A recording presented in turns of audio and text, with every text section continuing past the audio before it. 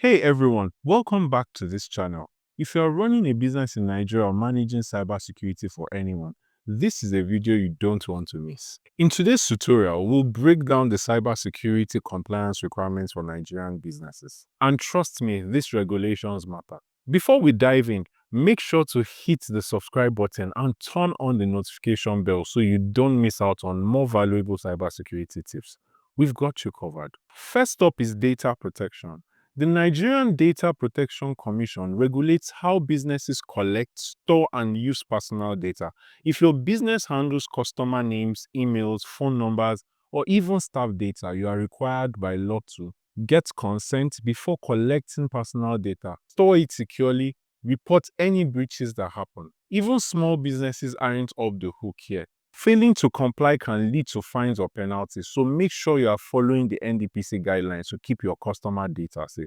Drop a comment below if you've already started implementing data protection policies, or if you are not sure where to start. I'd love to hear how you are handling it. Now, let's talk about the Cybercrime Act. While it's commonly known for targeting cyber criminals, the Cybercrime Act also places responsibility on businesses. Here's the thing. If your company collects user data or uses any digital platform, you need to do certain things. 1. Keep traffic and subscriber data for at least 2 years. Then implement reasonable cybersecurity measures to protect your network. And if an employee commits a cybercrime because your systems weren't secure, your business can be held criminally liable. So this act directly impacts your company's cybersecurity practices.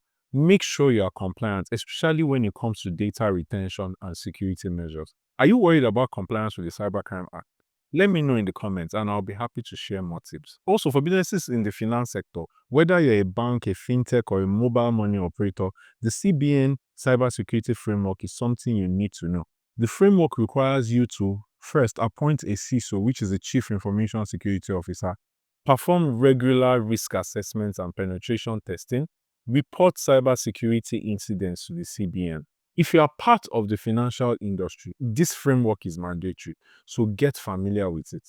But what if your business then operates globally? You also need to be aware of global regulations. For example, the GDPR in Europe or the CCPA in California.